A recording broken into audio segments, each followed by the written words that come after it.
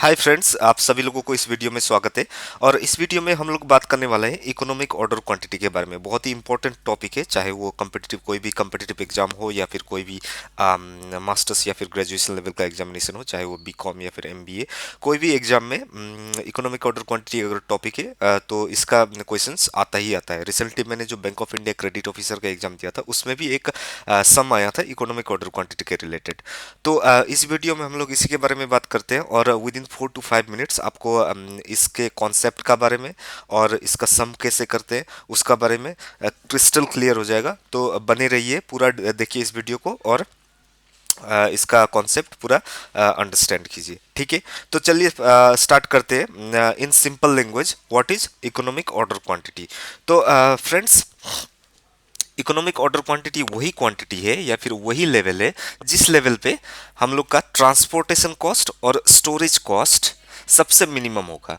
मान लो कोई भी आपको सामान लाना है, एक बिजनेस करते हैं, उस बिजनेस में आपको कोई भी सामान लाना है इन बल्क क्वांटिटी, आपका एनुअल यूसेज होता है उस सामान का।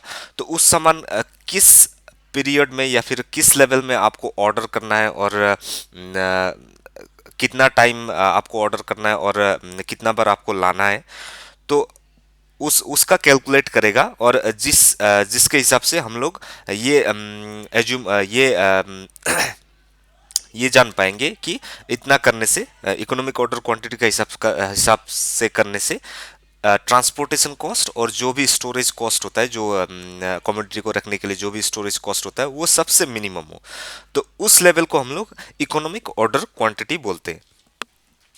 चलिए ये बुकिश नॉलेज में भी देख लेते हैं क्या बोला गया है इसमें। Economic order quantity is that order quantity which minimises both ordering cost और transportation cost and holding or carrying or storage cost for the commodity.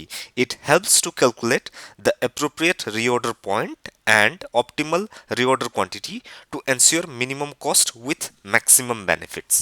तो यही हेल्प करता है कि to calculate appropriate reorder point, किस टाइम पे आपको reorder करना है और किस क्वांटिटी पे करना है, तो ये आपको बता देगा इकोनॉमिक ऑर्डर क्वांटिटी। तो चलिए इसका मीनिंग तो समझ ही लिया होगा आप लोग ने। और उसके बाद हम लोग इसका फॉर्मूले देख लेते हैं, किस टाइप का फॉर्मूला है और उस फॉर्मूले से कैसे सम करते हैं वो देख लेते हैं। तो यू क्यू का फॉर्मूला याद करने के लिए कुछ भी नहीं है फ्रेंड्स, जस्ट आपको याद करना है root 2 and A B C, just that, root 2 ABC। तो इसमें ए का मतलब ये है एनुअल यूसेज इन यूनिट्स, जो कि आपको जो भी कमोडिटी चाहिए उसका एनुअल यूसेज चाहिए इन यूनिट्स, नॉट इन प्राइस और amount, only in units like pieces, like that, in units. और उसका बाद है बी का मतलब है ऑर्डरिंग कॉस्ट पर ऑर्डर या फिर ट्रांसपोर्टेशन कॉस्ट पर ऑर्डर में। और उसका बाद है C, carrying cost per unit, storage cost per unit. उसका बाद है कैरिंग कॉस्ट। इन सिंपल क्वेश्चंस में कैरिंग कॉस्ट डायरेक्टली दिया रहेगा फ्रेंड्स, आपको एनुअल यूसेज भी दिया रहेगा डायरेक्टली यूनिट्स में, और ऑर्डरिंग कॉस्ट या फिर ट्रांसपोर्टेशन कॉस्ट पर ऑर्डर भी ये सिंपल वर्ड्स में दिया रहेगा। बट कभी कभी कैरिंग कॉस्ट आपको परसेंटेज में दिया रहता है, तो उस टाइप्स का सम्स में आपको इस तरीके से कैरिंग कॉस्ट निकालना होता है। कॉस्ट पर यूनिट, जो भी कॉस्ट है गुड्स का, उसका पर कॉस्ट पर यूनिट। उसके बाद होल्डिंग कॉस्ट का परसेंटेज दिया रहेगा, उस परसेंटेज से आप इंटू कर दीजिए तो कैरिंग कॉस्ट निकल जाएगा। तो उसका बाद है, फॉर्मूले तो देख ही लिया है। उसका बाद देख लेते हैं, एक इंपॉर्टेंट पॉइंट है, काफ़ी एमसीक्यूज दिखा जाता है इस पॉइंट से। तो इसमें बोला गया है eight EOQ level both carrying cost and ordering cost will always be equal and minimum. इसका मतलब ये है कैरिंग कॉस्ट और ऑर्डरिंग कॉस्ट, जो भी स्टोरेज कॉस्ट और ट्रांसपोर्टेशन कॉस्ट जो भी है, वो इक्वल होगा और मिनिमम होगा एट ईओक्यू लेवल। ईओक्यू में इक्वल और मिनिमम होगा दोनों कॉस्ट। तो इसको हम लोग एक ग्राफ के एक डायग्राम का से भी हम लोग अंडरस्टैंड कर सकते हैं। तो देखिए इसमें ये दिया गया है। तो इसका होल्डिंग कॉस्ट या फिर स्टोरेज कॉस्ट का कर्व है ये स्ट्रेट, ये है होल्डिंग कॉस्ट का लाइन। उसका बाद है ऑर्डरिंग कॉस्ट, जो कि ट्रांसपोर्टेशन कॉस्ट का कर्व है ये।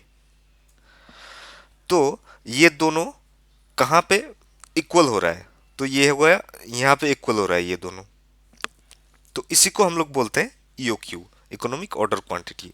तो इस डायग्राम से आपको सिंपल याद रह जाएगा कि ऑर्डर कॉस्ट का कर्व ये है और होल्डिंग कॉस्ट का कर्व ये है, और दोनों जहां पे मिलते हैं वहीं पे ईओक्यू लेवल होता है, और टोटल कॉस्ट जो कि टोटल कॉस्ट होता है उसका कर्व ये है, और जहां पे ये दोनों मिले हुए हैं उसी पे टोटल कॉस्ट सबसे मिनिमम हुआ है, तो यहीं पे है ईओक्यू।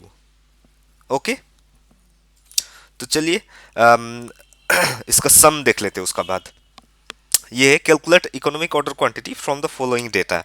यहाँ पे दिया गया है data, annual consumption 10,000 units, cost of ordering 2,000 पर ऑर्डर, सॉरी 200 रुपीज 200 पर ऑर्डर, और कैरिंग कॉस्ट है ₹4 पर यूनिट। तो उसका बाद हम लोग लगा देंगे ईओक्यू का फॉर्मूला 2 रूट 2 ABC। उसके बाद फॉर्मूला के हिसाब से डेटा बिठा देंगे, उसके बाद कैलकुलेट करने से 1000 यूनिट्स इसका आंसर आ जाएगा। तो इतना सिंपल है फ्रेंड्स, आपको सिर्फ फॉर्मूला याद करने हैं, उसके बाद आप लोग इजीली सम कर पाओगे। उसके बाद next, from the following data calculate the economic order quantity. इसमें दिया गया है annual requirement 2500 units, cost of material पर यूनिट्स ₹40। यहाँ पे cost of material per unit दिया गया है ₹40, और उसका बाद है कॉस्ट ऑफ प्लेसिंग और रिसीविंग एन ऑर्डर ₹100, और annual carrying cost for inventory value is 5%, that is ये है स्टोरेज कॉस्ट 5%। किसका 5%? ये इसका 5%, cost of material per unit. मैंने यहाँ पे दिया था ना कैरिंग कॉस्ट कैसे निकालते हैं, अगर होल्डिंग कॉस्ट का परसेंटेज दिया है तो cost per unit into holding cost in percentage, तो यहीं पे वही दिया गया है। कॉस्ट पर यूनिट है 40, ये रह गया 40, और उसके बाद परसेंटेज 5%, तो इसका कैरिंग कॉस्ट कल निकल गया ₹2। उसका बाद सेम ईओक्यू का formula 2ABC √2ABC, same thing with the formula, आप डेटा पुट कर दीजिए, उसके बाद आपका आंसर आ जाएगा 500 यूनिट्स। तो आई होप फ्रेंड्स आपको